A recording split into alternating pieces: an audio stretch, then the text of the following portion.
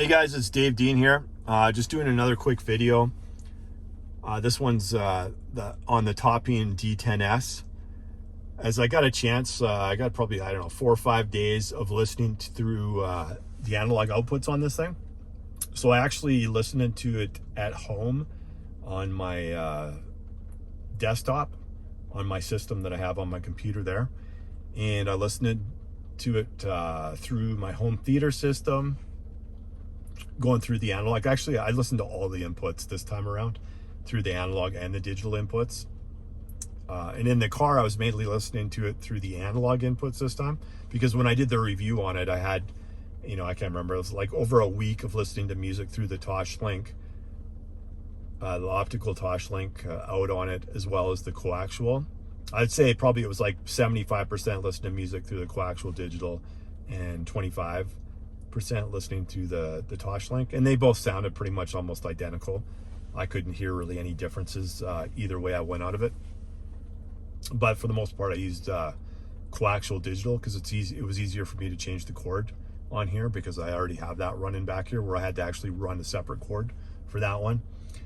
But I just want to say, like, the analog part of it actually sounded pretty good too. I was pretty surprised for like a budget DAC that's, $139.99 Canadian, so 140 bucks basically. Produces actually pretty decent sound, right, out of it. And it's kind of a neat little unit. Like I said, most of the people that are going to buy this, you're going to buy it for the digital outputs going into your DSP. That's what the majority of the people buy this for, that are going to use it with their car audio system, right? Pretty much everybody, I think, is going to do it that way. But it's not too bad too as well if you want to use it at home. It's like a desktop DAC, right, on maybe your computer speakers or whatnot. If you don't have a DAC already and you just want better sound, yeah, it's a pretty decent unit. I don't know if I would go with one of these if I was using it at home. You're kind of probably going to want to have something that has like a 3.5 and a balanced outputs and stuff like that. If you're gonna use it at home, most people use it honestly at home the same as they do in the car, where they're using like the optical and coaxial digital outputs of it, right? But I just wanted to mention in this video, the analog inputs and the DAC, and there's actually pretty decent sounding, for the price, right? Obviously you can get a lot more expensive DACs out there, right? And a lot more DACs have more outputs as well. But for the sake of what I was going to use it for, which is for the most part my car, it's excellent. Like I said, I used all the inputs. They all sound really good. I would still go with either the Toslink or the Coaxial over running it analog. So I'd use your DSP's DAC, right? Go straight into there using, either, like I said, either coaxial digital or optical Toslink into it. I think that you get your best results doing it that way. And then, like I said before in the last video, then you just hook these things up via Bluetooth, right? Either your iPad or your iPhone with the adapter. And if you want to know about like how you hook it up, it's pretty straightforward. Just watch my previous video on the review I did. It shows you, that goes through everything, like the whole entire setup, and everything you need basically to get bit perfect digital audio out of your iDevice. But yeah, so I'm gonna play, as you can see, I got the old file player on here. It's all the same songs, right, on the iPad, the File M11, and of course CarPlay. I like to test things, so when I test something out, I test everything, right? I know there's a lot of channels and a lot of car audio. There's a lot of car audio channels out there. It doesn't seem like they really test everything when they're talking about their systems, and I don't know why they don't. Because if you watch Matt Schaefer's videos when I was talking about DAPs before, You know, he goes over, he uses the real expensive Aston Kern, like an SP2000 for a lot of his vehicles. And you'll go him, you know, talking about going analog into the DSP. And I'm probably the only other guy that said that. But that's, I always say maybe start off with the M11 Plus, you know, LTD. That would kind of be around where I would start using it analog. And then depending on what DSP are you going to use for that, right? If I was using I mean, I would still test it out regardless, right? Always test.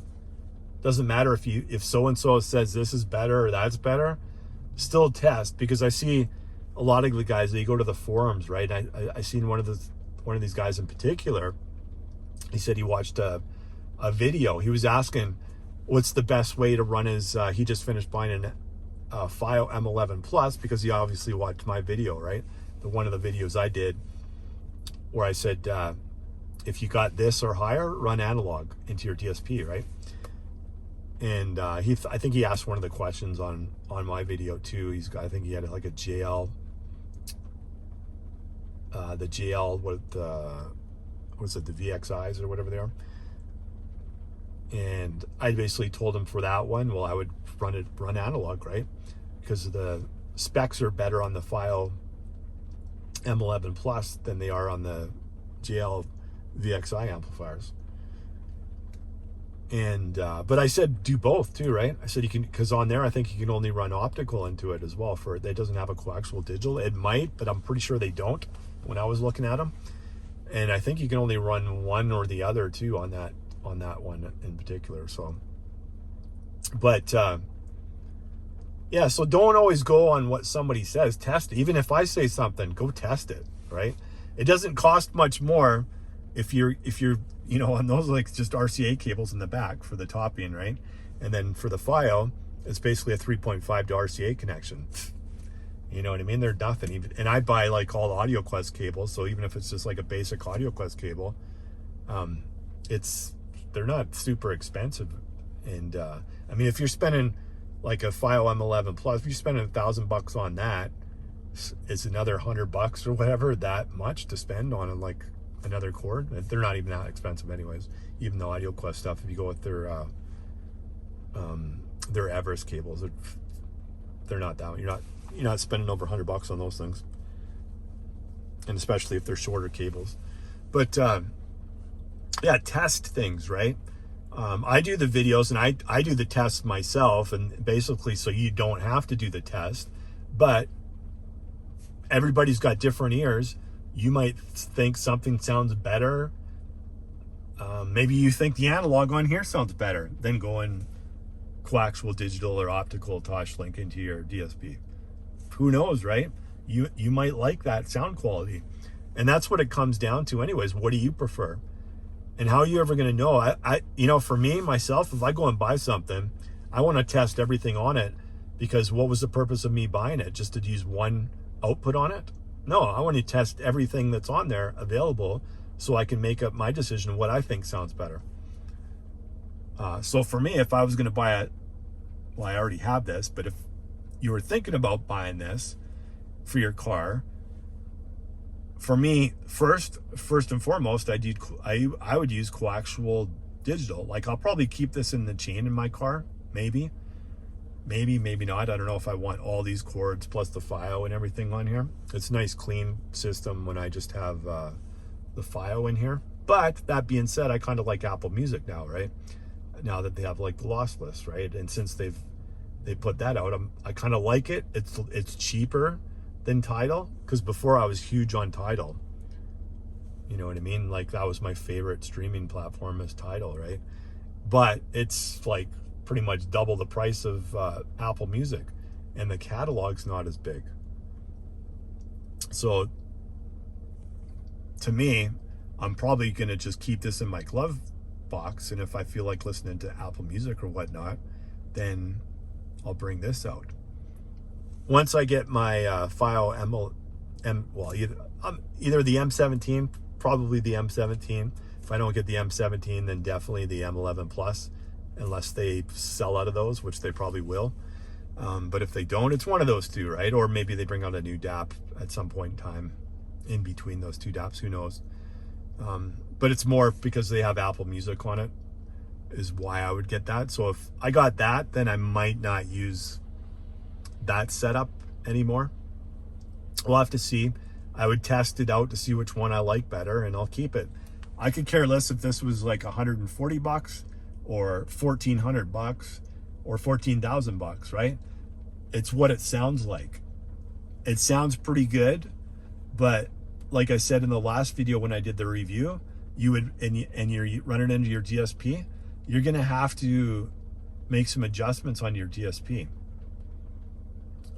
just to get the best results possible, right? Because it does sound different. It is a little different sounding. So anyways, stay tuned to the next video. I'll play a demo song on there, and you guys can tell me in the comments what you think. Maybe, like I said, compare it to one of my other videos that I did some music on.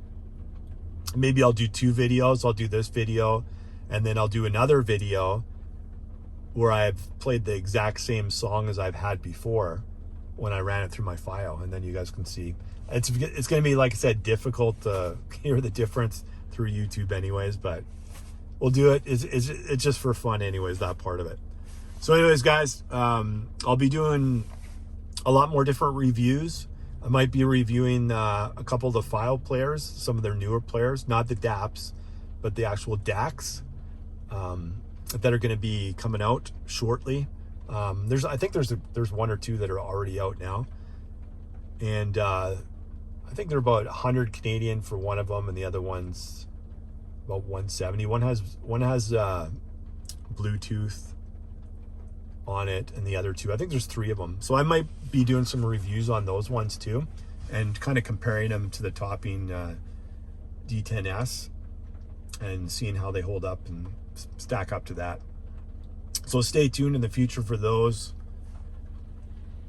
and we'll see what else is out there. I've been researching a lot of different DACs. Maybe I'll just do a regular DAC too as well, and use the analog outputs of that.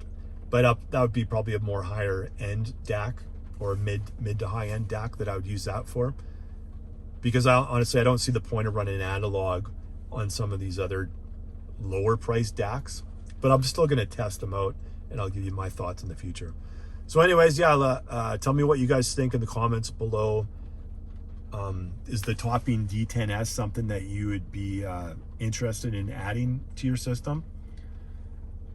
So you can get that bit perfect Apple Music, lossless, going straight into your DSP? Or would you rather go with the DAP and all-in-one? A few more cables here. Basically, 1 cable. Unless you're going to charge it, then 2 cables for the file. You got about 4 cables. 4 cables with that, about 2 cables with this. So yeah, let me know what you guys think. Do you guys want me to do some more reviews on some DACs for vehicles? You know, should I do ones based? I got lots of headphones and stuff at home too, so I might do other videos. But there is a lot of people doing a lot of different things for the home part of it, especially with headphones and whatnot. So I don't know if I want to go down that lane. I kind of wanted to do more car audio related stuff, but we'll see what happens in the future. Might even get into like some home stuff at some point in time too as well. But yeah, let me know in the comments what you guys think, and we'll go from there. All right, thanks guys. See you on the next one.